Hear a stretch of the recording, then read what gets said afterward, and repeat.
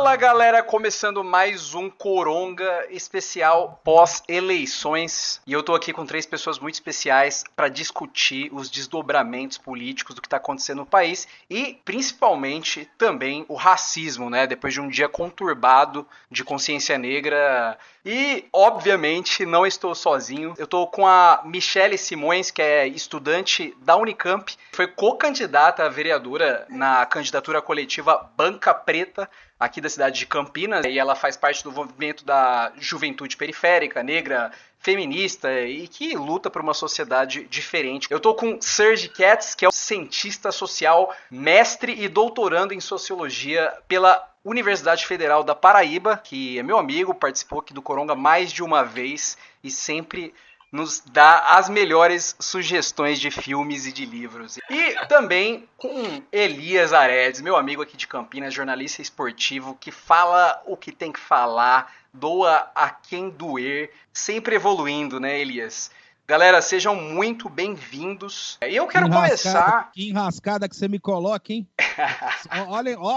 olha as feras que você me coloca pra discutir. É brincadeira, viu? Vamos embora. Falem um pouco de vocês, como vocês estão. Começando pela Michele. Foi candidata, militou, ajudou na campanha do Boulos. E, enfim, contem um pouco de vocês aí, do que vocês têm atuado e o que vocês querem fazer para se introduzir aqui para os nossos ouvintes. Um abraço. Olá, todo mundo. Eu sou Michele Simões, eu tenho 23 anos, sou estudante de licenciatura em Química e Física na Unicamp, sonho em ser professora, sou militante de um coletivo de juventude chamado Coletivo Juntos, e foi a partir do Juntos, da minha militância nesse coletivo e no PSOL, que eu conheci a Letícia Benevides e o André Vex, que foram os outros co-candidatos da Banca Preta, candidatura coletiva que a gente construiu para disputar a vereança em Campinas nesse ano. Foi uma experiência bastante inesperada, sim, não foi muito planejado, foi muito mais mesmo uma necessidade política de ter uma resposta, vendo que o movimento negro e as periferias cada vez mais tentam construir uma alternativa política em defesa da vida. A gente decidiu ter essa candidatura para tentar comunicar com isso, e foi uma grande surpresa que, mesmo a gente estando pela primeira vez, a gente tenha conseguido uma votação bastante expressiva na cidade. Estamos na suplência do PSOL, foram 2.729 votos, e é isso, estamos bem contentes aí agora, muita luta daqui para frente para tentar seguir representando a juventude negra, as mulheres e todo mundo que acreditou na nossa candidatura nas periferias. Sérgio, começa, vai você, porque eu estou curioso para te ouvir. Estou muito feliz, inclusive, participar com vocês aqui dessa conversa. É sempre interessante ouvir. Eu já estou conhecendo muitos jornalistas de Campinas, pessoal do jornalismo esportivo. Estou gostando. O meu irmão estudou na Unicamp e ele fazia ciência da computação lá. Então, é uma universidade também que eu tenho uma certa proximidade, assim, digamos, emocional pelo lado do meu irmão.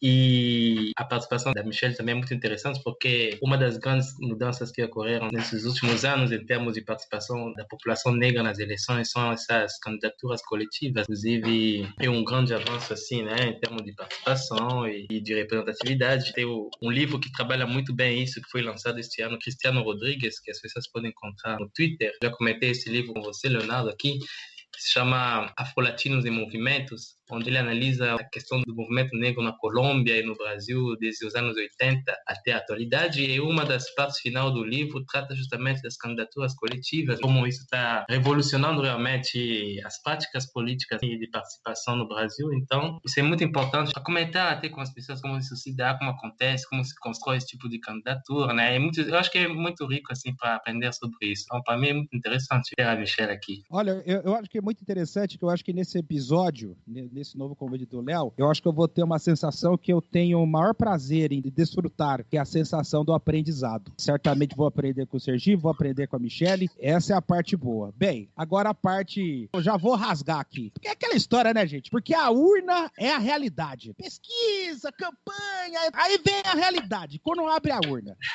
E na urna, vamos falar real aqui. a esquerda tomou uma chapuletada. Não elegeu ninguém nas grandes capitais. Teve lado positivo? Tem. E aí, elogiar o partido da Michelle, o PSOL é a grande novidade da política institucional de esquerda dos últimos anos. Está revelando novos parlamentares, novos quadros e principalmente renovando o modo de se comunicar com a população. Nesse aspecto, a campanha do Boulos é revolucionária. É falar, eu vi um corpo. Sendo assim, você é o primeiro... Suspeito, de novo. Suspeito. Então agora funcionário do ML virou assassino.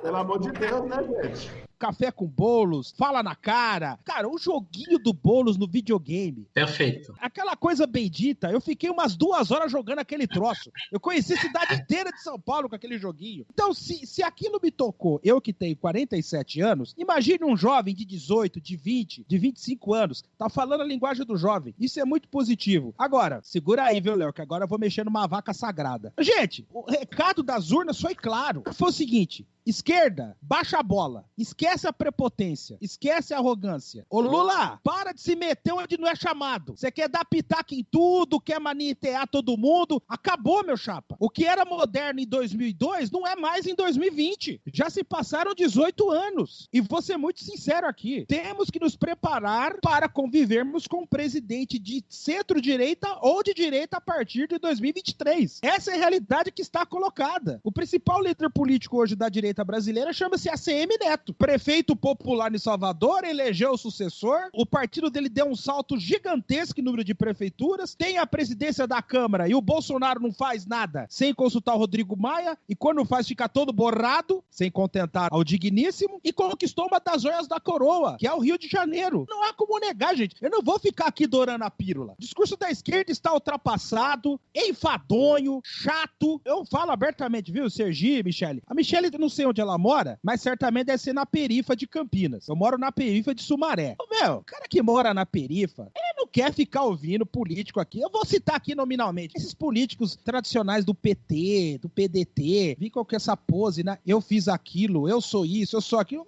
Os caras não estão de falar, isso não é nada. Isso não é nada, meu filho. O que passou, passou. O mundo agora é outro. Aí outra, ao contrário do que muitos estavam falando, não pode falar de questão racial, tem que botar emprego no meio, tal. Mentira, as urnas falaram isso, porque os grandes destaques parlamentares das forças de esquerda foram os parlamentares eleitos com a pauta identitária. Parlamentares trans, parlamentares negros, parlamentares negras, jovens oriundos da periferia. Então, essa esquerda gourmet, essa esquerda sapatênis, que não anda de busão, de metrô, não sabe onde fica o pagode na periferia, essa fórmula já se esgotou, meu chapa. Ou muda, ou vamos chorar lágrimas de sangue. E é com esse começo bombástico que eu trago aqui pra vocês comentarem toda essa relação que a gente tem visto da pauta identitária do racismo aqui no Brasil e a relação que existe do racismo com o capitalismo. E aí eu remeto aqui à entrevista recente que o Preto Zezé deu no Roda Viva com a Vera Magalhães, falou bastante de como que é o sofrimento. Como você vê essa relação entre o racismo e o capitalismo e como você vê essa inserção dos negros dentro do capitalismo e a ascensão social dos negros que muitas vezes causa tanta espécie nas pessoas brancas? Causa espécie do negro brasileiro, porque o pensamento social, eu discuti muito com meu professor Silvio Almeida, abraço no seu coração, negão. O que forjou do pensamento social do negro brasileiro é a servidão, velho. Estou aqui com o Pequeno, a gente foi fazer documentário sobre o Mais Mac no interior do Piauí, nós ficamos num grande hotel lá, o Mais Rico, o Mais Chico, eu tenho funcionários que são brancos, cheguei com eles no hotel, o gerente chamou, opa, vem cá, chamou eles para ser atendido, atendeu com a maior alegria do mundo, eles são tipo suecos. E aí, o cara olha para mim e fala assim, ô senhor, o senhor pode botar o carro dele ali, ó, tem uma vaga. Eu tava no celular, feito louco, vivendo e deixei para lá. Daqui a pouco o cara vem novamente. E aí ele fala, ó, pode botar agora aqui, tem uma vaga aqui na frente. Eu falei, ó, ninguém vai ficar mais nesse hotel. Aí eu apliquei o constrangimento pedagógico para ele. Aí o cara, mas por quê? Porque vocês não estão acostumados a ter preto aqui hospedado. O cara, não, que é isso, é.